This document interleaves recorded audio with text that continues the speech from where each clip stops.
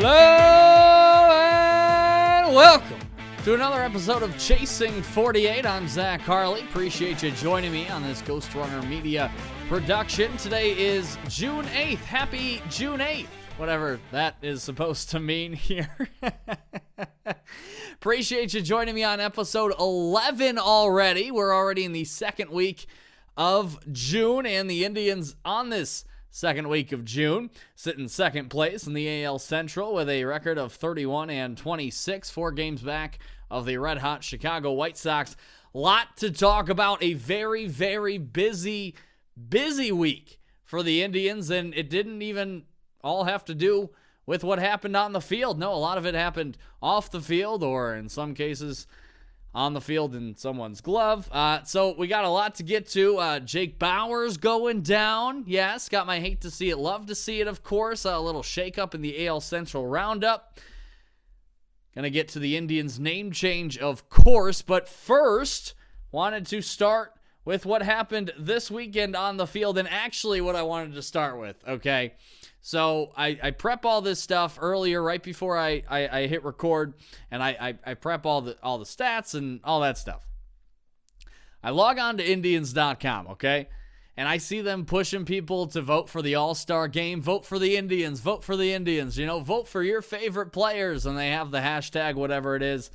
And so it's the banner right when you log on. And, you know, it's the rotating one where it goes to the top 5 stories and a different picture pops up. So it's the second story. It says, vote for the All-Star game. And I look at the picture, and it's like, okay, Jose, okay. Cesar makes sense. Luplo, Franmil Reyes, hurt. Roberto Perez, out for a month. And then I see Andres Jimenez hanging out there.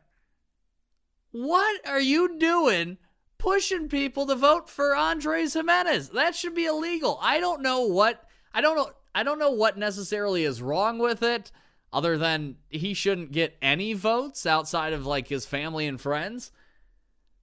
But something's got to change there. I mean, Andres Jimenez, he's not even on the team anymore. He's been down in Columbus for 2 weeks. I just thought it was funny. I thought it was funny that I open up Indians.com and they say, vote for your favorite player for the All-Star game. Vote for your favorite Indian for the All-Star game. And Andres Jimenez is one of the poster boys, along with Josh Naylor and a couple other guys that should not be in the discussion for an All-Star game vote. All right, so I just thought that was funny. What happened this past week on the field? The Indians played 4 games only. They played 1 game against the White Sox on Tuesday. They won that game 6-5. Then Wednesday gets rained out. I'll get to that a little later. Thursday, scheduled off day. Friday, they lose 3-1 to the Orioles. I'm going to say thank God Minnesota snapped the Orioles' 14-game losing streak, because I had a feeling the Indians would be in the running if Minnesota didn't. So thank God Minnesota dropped 2 of those 3 to the Orioles and save the Indians from the embarrassment of losing to an Orioles team that, if it happened at that point, would have lost 19 in a row. It was a bullpen day for the Indians, and it was a good day for the bullpen. Mejia, he tossed 3 scoreless innings. Phil Matone, he went 2 scoreless. Nick Sandlin, he's come up. He's done really, really well. He threw a scoreless frame. And then Brian Shaw comes in. Indians are up 1-0, which, I mean, you got to score more than 1 run anyways, but Brian Shaw gives up the dinger, gives up the 2-run bomb. Orioles go ahead. They tack 1 more on. Orioles win 3-1 on Friday. Sucked that Brian Shaw gives it up, but he'll do that once in a while. He's not superhuman like he's been showing these last couple weeks here. He walks a couple people, and sometimes he leaves one hanging, and that's what happened. Saturday, they beat the Orioles, and then Sunday, Cal Quantrill and the defense implode in the second inning. The defense was atrocious. You had a bloop shot to right that probably should have been caught.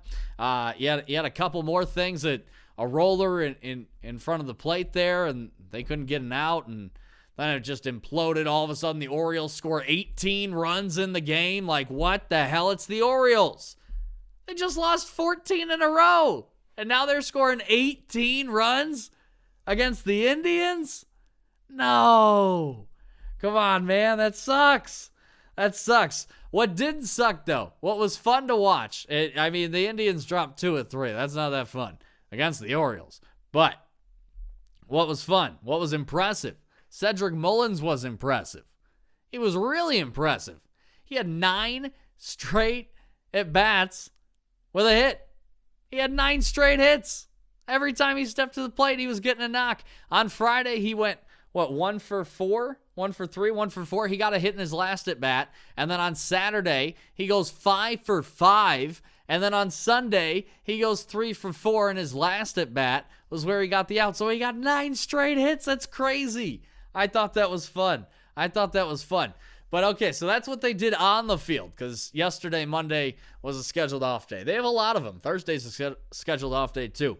But this week, that doesn't even scratch the surface of what this show is going to be and what happened this last week with the Cleveland Indians. So that's why I went quick with the recap because of last week, because they only played 4 games and they won half of them, all right?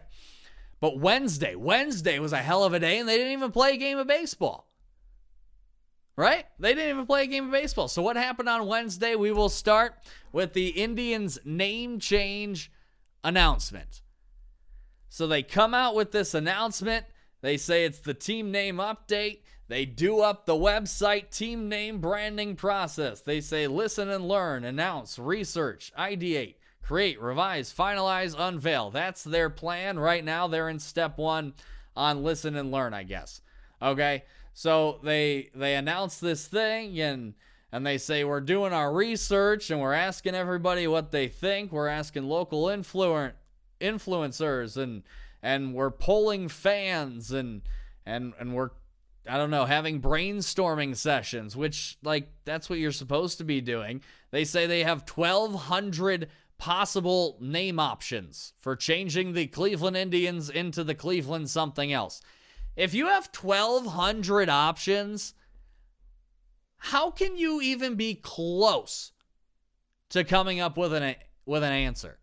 How can you be close to coming up with a new name for the Cleveland baseball team? They've spent 100+ hours of brainstorming. Well, I think that's what you're probably supposed to do, right? So they announce all this, and I can give you the rundown if you want. They say we're continuing to work with our creative team to revise and refine our new branding elements, and they say they want to make it have a sense of community and team, but you also want to preserve the rich baseball history, and you want to connect the city and unite the community and all that stuff. They said a bunch of stuff without saying anything. What did you say? So you said you were working on it. I hope so. You said last year you were going to change the name. So I hope you've been working on it.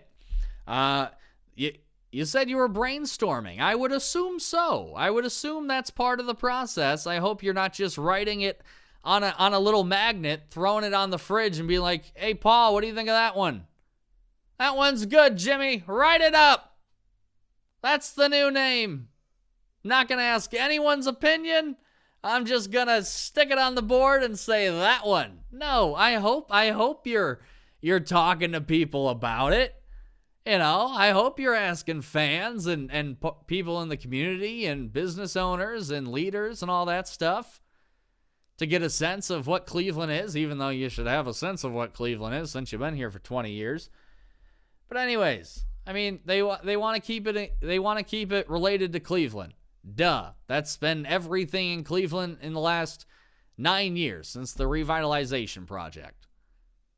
Since they brought back the flats and they created Destination Cleveland and all that stuff. Of course you want to make it fit into Cleveland. That's everything ever that has anything to do with the city. So of course you do. And it would make sense. You're not going to call them the Cleveland Polar Bears. Even though I know a bunch of people that would really, really appreciate it, and one that would definitely not appreciate it. I'll end it there. But yeah, so they say they're working on it. Yeah, I hope so. If you're gonna change the name, I don't have a dog in the race. A horse in the race, a dog in the race. There is no race because I'm not in it. I don't have one. I don't want Guardians because I don't think anybody knew that statue was there until like 5 years ago. I don't want the Rockers for like a bunch of reasons, but that was a WNBA team. I kind of don't want the Spiders. I guess I'll be okay with it if it happens. But, I mean, the team was like historically bad. The owner at the time sold all the players to St. Louis because he also owned that team. So that was a time when you could own two teams in the same league. So he sold everybody down to St. Louis, and then Cleveland lost like 120 games or something and set a record for most losses in a year. So I don't care about Spiders because they were horrible when they had the name for the year. I don't know what I want. I just want it water based. I've heard Commodores, I guess, sure, because there's the beer and the guy, I guess. So that'd be good. But I don't have a horse in the race. I just thought they said a whole bunch of nothing, and I've been awaiting a name change announcement, something like this, and all you get is, hey, we're working on it. Look at this cool website. So I thought that was a whole bunch of nothing. What else happened on Wednesday? I guess it happened on Tuesday, but it went viral on Wednesday. James Karinchak. So not only did he not have a good Tuesday night when he gave up some runs to Chicago and gave up 2 in the 9th and almost blew it. Oh, my goodness. Did you see how happy he was when he closed that game? He went and hugged Austin Hedges, picked him up off the ground, whirled him around like a 5-year-old child. He was sweating. I know he was sweating because he picked Hedges up like he just won the lottery getting out of that one. So he struggled in that thing, but what came out of that was a viral video that the Chicago White Sox broadcast had of Karinchak getting caught with some sticky stuff in his glove. You could see it. He puts the ball in there, brings it out. You can see his thumb get stuck to the glove. So what do we make of it? What do you think of it? I want you to let me know what you think of the sticky stuff. I know I posted on the Ghost Runner Media Instagram earlier this week, and some people got back to me on that. But I want to know what you think of the sticky stuff. Is it cheating? Is it not cheating? Because I guess it's cheating, but here's my take. Is it, though? It's almost like my stance on steroids in the 90s. Let's see if I can make this comparison here. So steroids in the 90s, they were frowned upon, right? They were looked down on, but they weren't banned. Like, there was no punishment for getting caught with it. In baseball, it's kind of the same way right now with the sticky stuff with pitchers. They know about it. It's frowned upon. You'll get called out for it. But ultimately, nothing happens to you if you get caught with it. And so what MLB's been saying is they've been doing research and they've been collecting balls, and they collected that pitcher from St. Louis's cap, Gallegos. They took his hat because it had some pine tar on the brim or something. Look, I mean, this has been going on forever, right? I mean, it's mentioned in almost like every old baseball movie, like ever. Like what? The guy in Major League, he had the spitball and he had stuff on his belt and his neck and his glove and his under his gut and all of it. I mean, it's been going around forever. Gaylord Perry, you saw spit come off the ball, people said. So stuff has been, it's been going on forever, but now I think how do I do this? There's a line that I think needs to be drawn. Because another point, I guess, is the pitchers say we need the sticky stuff to control the ball so it doesn't go crazy. And I was talking to my buddy, and we were talking about it. Say in Columbus, Columbus, you'll be fine. In Colorado, it's snowing, and the ball's slippery, and it's slick.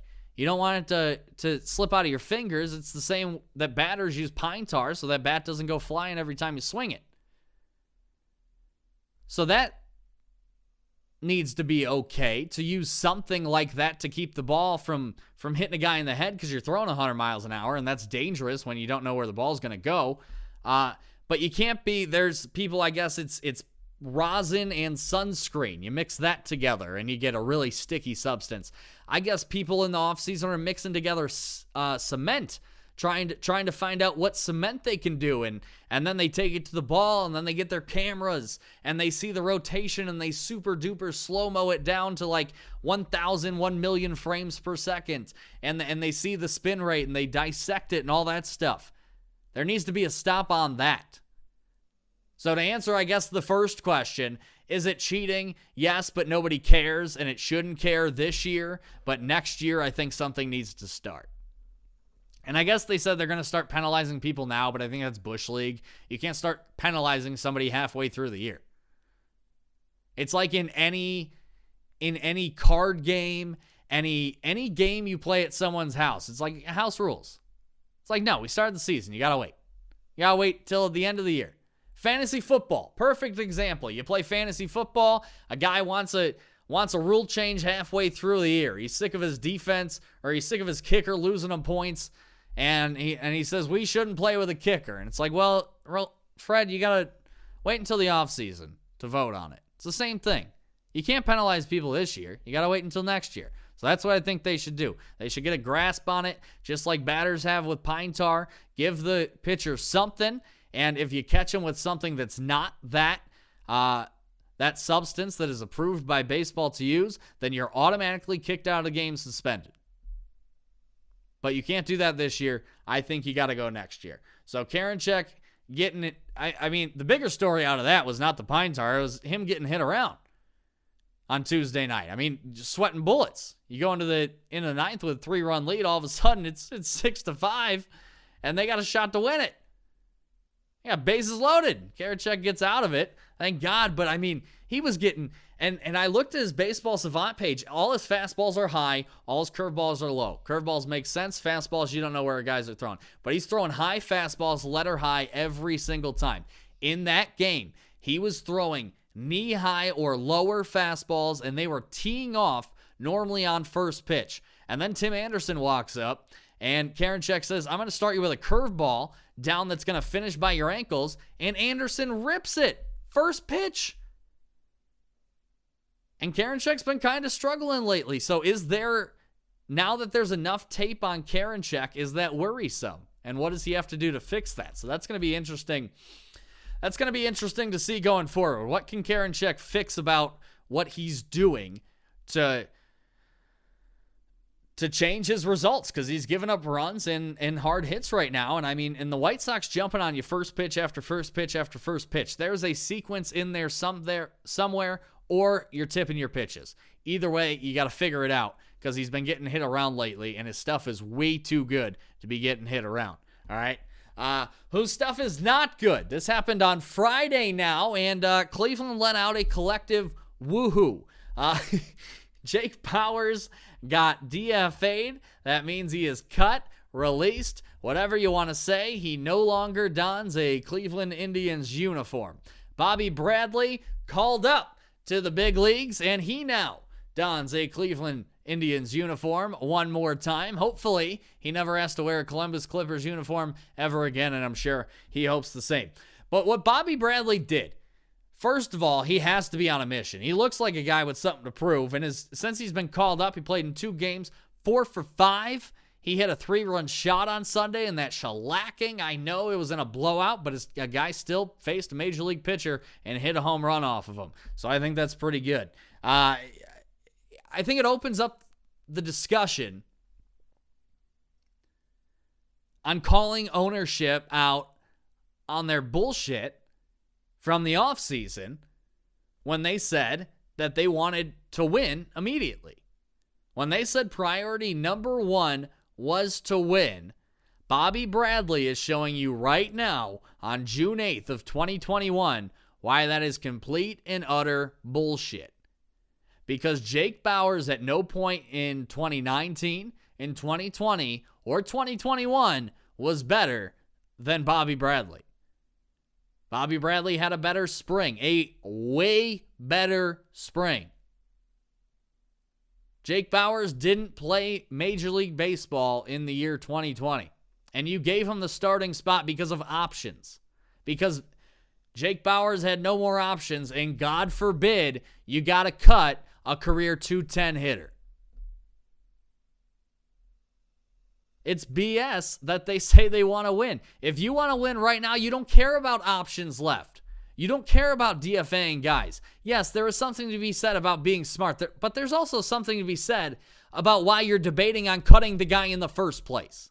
And he has no more options because you kept sending him down because he wasn't good enough to stay up. So yes, there's something to be said about, we don't like getting rid of guys and we don't like cutting guys. He was done. You knew he was done. You just crossed your fingers and prayed that you got a little bit of production out of him because you gave yourself no other options. So I think Bobby Bradley coming up shows that the Indians' ownership, front office, whatever, was not upfront with the fans in saying that winning was the number one priority, because clearly it wasn't, or Jake Bauers never would have been a Cleveland Indian in the year 2021. All right, so I thought that was interesting, and good for Bobby Bradley. I hope he stays up, and I hope he keeps raking, not just because I want the Indians to do good, because I think he got screwed, and I think he knows he got screwed, and I think he knows he's got something to play for right now, and show everybody up top wearing the suits that they're kind of a little dumber than they think they are. All right. Time for love to see it and hate to see it. All right, so what I love to see, of course I love to see Bobby Bradley raking in his first 5 at-bats, but what I love to see even more is Harold Ramirez raking in the last 7 days. Harold Ramirez in the last 7 days batting .467,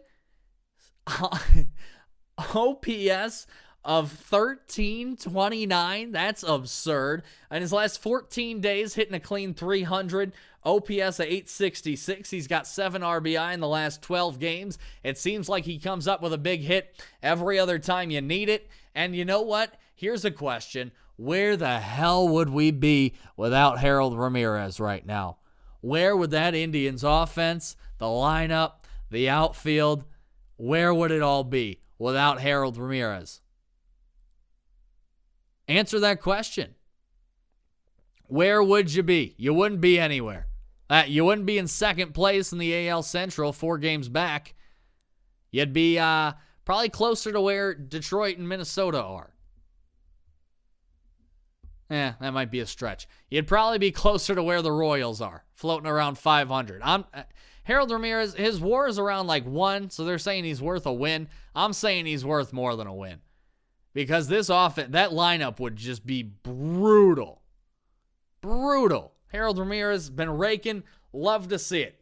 Another thing I love to see. Okay, so Wednesday's game against the White Sox gets postponed. They postpone it to September 23rd, okay? September 23rd is the start of a 4-game series. So now September 23rd is a doubleheader. Now that December 23rd series against the Chicago White Sox becomes a 5-game series. Love the 5-game series. Why do I love the 5-game series? Because last episode I talked about in the year 2000, and I don't even remember how we got there, but in the year 2000, the Indians played a 5-game series against the Boston Red Sox. I thought that was crazy. And so they played a 5-game series against the Boston White. Oh, it was back-to-back doubleheaders. That's why. I was looking the last time they had back-to-back doubleheaders. It was against the White Sox in the year 2000, September 19th through the 21st. They played the Boston Red Sox 5 times. So I looked it up. I said, how many times has this happened since the year 2000? The answer is none. It is none. Last week, I stumble upon this little stupid tidbit that the Indians played a 5-game series in the year 2000. And now this year, in the year 2021, the Indians are going to play a 5-game series against the Chicago White Sox. So this will be the second time in the last 21 years they play a 5-game series. Both 5-game series come in September, both obviously off of rainouts, and both 5-game series with an American League team with a name that ends with Sox. Come on. Crazy. It's stupid crazy. Why does stuff like that happen? Only in baseball. That's my favorite stuff. If I could submit a Quirkgen to Tim Kirkjian, I would. That's crazy. So that's going to be fun. A 5-gamer against Chicago late September this year. That's going to be a meaningful game. Or that's going to be a meaningful series. A mini ALDS, if you will. And maybe it could be. Who knows? What I hate to see, all right? What I hate to see, and this one also goes back using the time machine here. So Zach Meisel threw this out on Sunday. It's a gem. So the Indians lose 18 to whatever to the Orioles on Sunday. Throws this out. The last time the Indians allowed 17 runs in a game was July 3rd of 2016 against the Toronto Blue Jays, 2 games removed from a 14-game winning streak that year. The last time the Indians allowed 20-plus hits in a game was on September 1st, 2014 against the Detroit Tigers.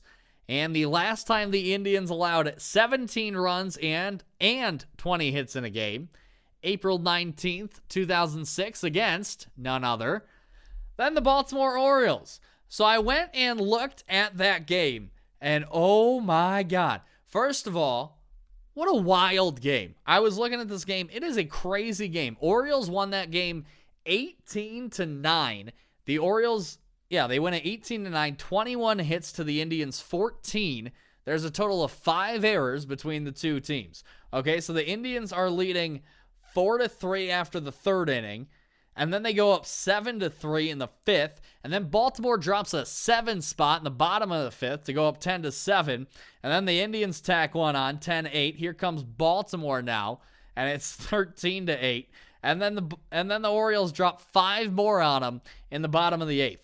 Listen to this lineup for your Cleveland Indians in the year of 2006. Grady Sizemore in center field. Jason Michaels in left field. Jahani Peralta manning the shortstop position. Travis Hafner DH. Victor Martinez behind the plate, and Kelly Shopik pinch hit for him later.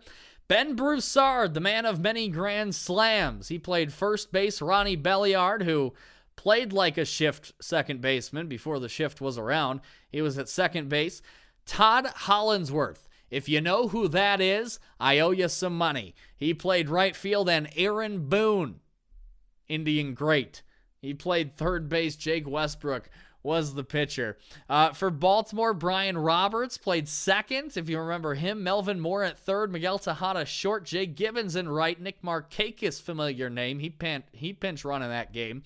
And Kevin Millar, you know him as a Red Sox. He played for the Orioles in 2006. So I thought that was interesting. I hated to see that the Indians gave up all that crap to the Orioles, who are just getting off a 14-game losing streak, even though they did take 2 or 3 from Minnesota, which was funny to watch. But I love to see the history because I love going back in time and seeing specific games, and I thought that was fun. All right, well, it is that time. It's a little late, but cue the music. Time for your AL Central Roundup here on June 8th of 2021. The Chicago White Sox, the AL Central leaders at 36-23. They've won 7 of their last 10. Their run differential on the season now sits at plus 85. Tidbits from this past week: Tony La Russa moved up to second all-time in wins for a manager. He now has 2,764. He passed John McGraw. He now has only 983 to catch Connie Mack, who is first all-time. So he's not catching him. Connie Mack has 1,000 more wins than Tony La Russa. Nobody's going to catch him. Chicago did lose to Cleveland on Tuesday. Wednesday obviously got rained out. Thursday, they were off. They went 2-3 on the week overall. They took 2 of 3 from Detroit. Dylan Cease on Sunday was dominant. Good bounce back because against the Indians, he was not dominant. 7 innings, 5 hits, no runs, 1 walk, 10 Ks. I was looking at it. I was looking at their splits. I was looking at their season numbers for the team as a whole. White Sox everything's leveling out a little bit. 7 at their last 10. They're getting a little hot. I'm pretty scared because I think they're going to go on a big run soon, and it might push the Indians way back in the division, so far back that they'll be looking for a wild card spot and a wild card spot only. On to the third place Kansas City Royals, who are 29-29, 6.5 games back of first place. They've won 6 of their last 10, and they have a run differential on the year of -11. They hit well this past week. Team batting average of .272. They got an OPS of .809. The pop is starting to come. They got a season OPS of like .640. Pitching still terrible. Danny Duffy, he was in the Cy Young discussion early on in April and late May. He lands on the IL. They're not sure when he's going to come back. He's got a forearm strain. He said he was just warming up one day and he couldn't get loose, and then they checked it out. So that's going to be a blow to that pitching staff that already is terrible. They split with Minnesota over the weekend, and then the bats broke out for 14 against the Twins on Friday. It was Jorge Soler bobblehead night. What did he do? Not that much. He went 1 for 3 with a walk. It was pretty boring. Whit Merrifield had a good day. He went 2 for 4 with a 3-run bomb. Matt Shoemaker of the Twins, he was the starting pitcher. Didn't take long to get him out of there. He went a third of an inning, 6 hits, 9 runs, 8 earned. He walked 2, struck out 1. Terrible, terrible, terrible, terrible. We'll get to Minnesota in a bit. How about those Detroit Tigres? 24-35 on the year. 12 games back of first, 5-5 in their last 10. Run differential on the year of -58. They got swept in a 4-game series by Chicago this weekend. All of the losses decided by 3 or less runs. And I think that is what allows me to say that watch out for Detroit in 2022. I know I said it last week, but they have promising pieces here. They have Tarek Skubal, Matt Boyd, Spencer Turnbull, Casey Mize, all ERAs under 4.3. They have 3 starters with ERAs under 4. Turnbull, his ERA's under 3, and then Mize and Boyd are floating around 3.5. The offense still isn't that good. They're going to get out of Miggy Cabrera's contract in like 4 years, but they do have some good pieces. Spencer Torkelson at third, and they're going to be getting some guys. So I think that's the team in the AL Central, minus Chicago and Cleveland, to watch out for going forward. It's going to be, I hate Detroit, but it's going to be fun to watch. Who am I kidding? And then Minnesota, back to them. They did the thing. I think I jinxed them. I'm not going to lie. I think I jinxed them. Last week, they were in the middle of a 3-game series with Baltimore. They won the first game, and then they had 2 more against them. And Baltimore had just lost their 14th straight. And so I said, yeah, Minnesota's going to go on and probably win at least 1 more and win Tuesday night. Minnesota dropped both of them. Minnesota snapped Baltimore's 14-game winning streak and then lost another one. So they lost 2 of 3 to the Orioles over the weekend. Minnesota, they're just terrible. They have a 5.33 ERA in the last month.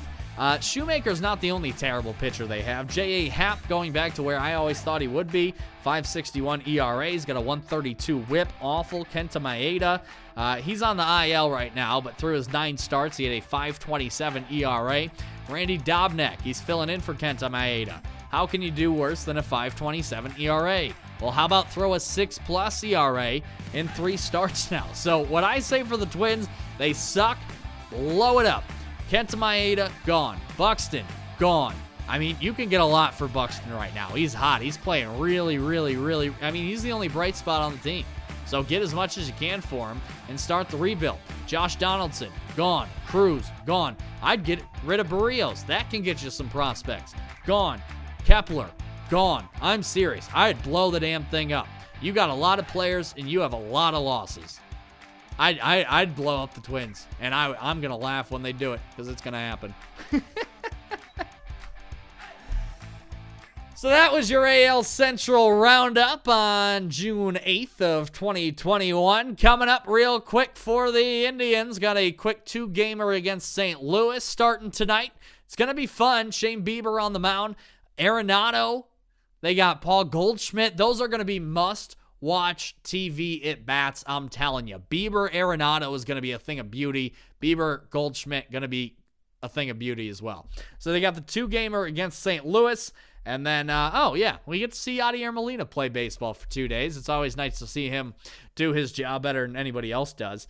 And then they get an off day on Thursday, which I think is good because with Plesac out and the uncertainty day-to-day of McKenzie being up and down, and then the Hench's bullpen days, the Indians need as much rest as they can. And they had Wednesday off, they had Thursday off, and then they had yesterday off, and they're going to get Thursday off again. So they need it, and I think that's really good. And then Friday, because then they got 7 games in a row at least. They got a 3-gamer with Seattle, and Seattle just sent Jared Kelenic back down to the majors. He was batting like .067 in his last, I think it was 39 at-bats. So they had to send him back down. He wasn't ready. And then Monday, 4-gamer back against Baltimore, so maybe a little redemption after that 18-run shellacking that they handed you over the weekend. So that's what they coming up. That's what they got coming up. Bieber going against the Cards tonight. I cannot wait. I love watching Yadi Molina. That's my catching idol right there. I think he's a GOAT. Nolan Arenado swings the stick pretty well. I heard at least. I heard he's pretty good at baseball. So you got premier third baseman going off tonight. Arenado, Ramirez. Got Bieber. Should be a fun little 2-game set. Can't wait. That is it for me. Appreciate it. Episode number 11 in the books. Can't count them on my hands anymore. I guess I can signal them. It's 2 fingers, but you get it because it's signals 11 because it sticks. Come on, sticks. So that's it. I'm done. I am out of here. Thank you as always for joining me. As always, go please follow GhostRunner_media on Instagram. And please, if you could, subscribe, comment, follow on all the social medias, YouTube, Spotify, Apple, Google, SoundCloud, all of it. I would really, really appreciate it. It helps me out a lot. So if you could review it, that would help me out too. That's it. No more plugs. I am out. That was episode 11. Appreciate you joining me. I will see you next week. So until then, I'm Zach Harley. Be a good person. Be a great person. Do something nice for someone. Again, I'll see you next week.